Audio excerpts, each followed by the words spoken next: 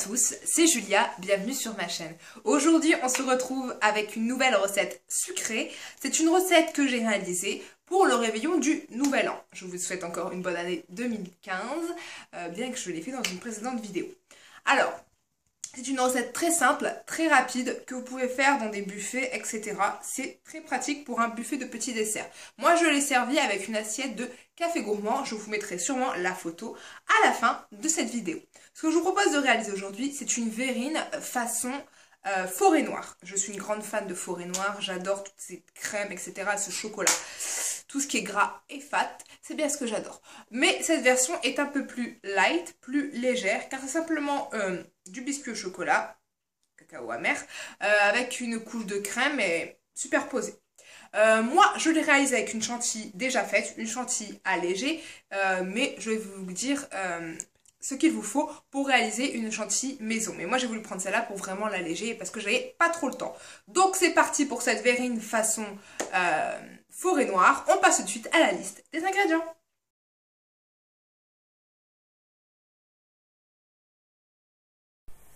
Pour réaliser 6 verrines, il nous faut 50 g de sucre en poudre, 150 g de blanc d'œuf, 10 g de cacao en poudre non sucré et un peu plus pour la décoration, 80 g de sucre glace, 70 g d'amandes en poudre, 70 g de noisettes en poudre, et soit une chantilly toute faite, soit une chantilly que vous ferez avec de la crème liquide et du sucre glace, et bien entendu des cerises, ici confites.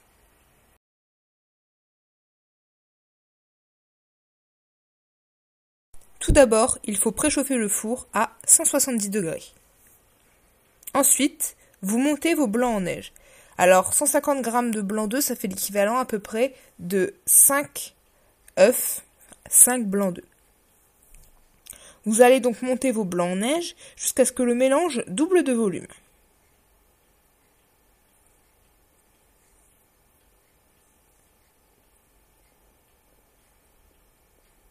Comme là maintenant. Une fois que le mélange a doublé de volume, vous allez incorporer le sucre et serrer, c'est-à-dire fouetter rapidement au maximum pour obtenir une meringue très ferme. N'hésitez pas, vous y allez à pleine vitesse si vous le faites au batteur électrique comme je suis en train de faire à l'écran. Une fois que votre meringue est bien ferme, il faut tamiser le sucre glace dans un autre saladier, puis tamiser le cacao. Une fois que c'est fait, vous ajoutez les poudres d'amandes et de noisettes et vous mélangez.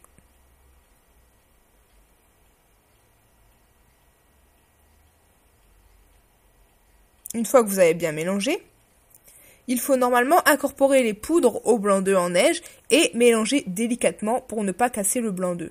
Là, encore une fois, il y a toujours un problème avec le récipient trop petit ou trop grand, donc je fais l'inverse, ce qui marche aussi. Mais à la base, c'est l'inverse, c'est-à-dire les poudres sur les blancs d'œuf. Il faut mélanger très délicatement en soulevant pour éviter de casser le blanc d'œuf.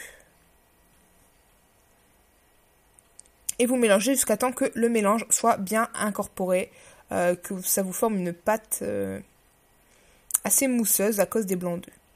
Une fois que votre pâte est bien faite, vous allez l'étaler sur une feuille de papier cuisson ou d'aluminium comme vous voulez.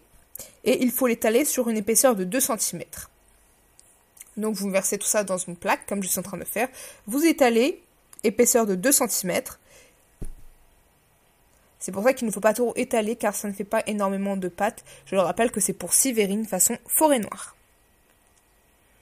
Je tape aussi pour éviter qu'il y ait des bulles et vous enfournez pour 10 à 15 minutes. À 170 degrés, mais votre four est déjà préchauffé.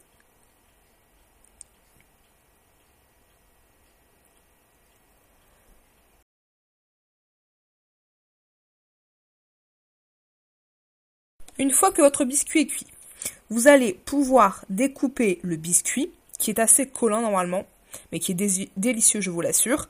Vous allez découper le biscuit à la taille des verrines et le disposer au fond de votre verrine. Donc moi, j'ai utilisé ma verrine et le contour et un couteau pour faire le contour de la verrine parce qu'en fait, dans ce genre de verrine, comme vous pouvez le voir, le fond est plus petit que le dessus. Donc je ne peux pas utiliser l'inverse, prendre le haut du verre, enfin de la verrine, car sinon il sera trop petit.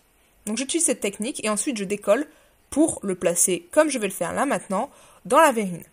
Vous allez faire à chaque fois 2 ronds, ce qui vous fera 12 petits cercles de pâte pour superposer 2 couches dans votre verrine.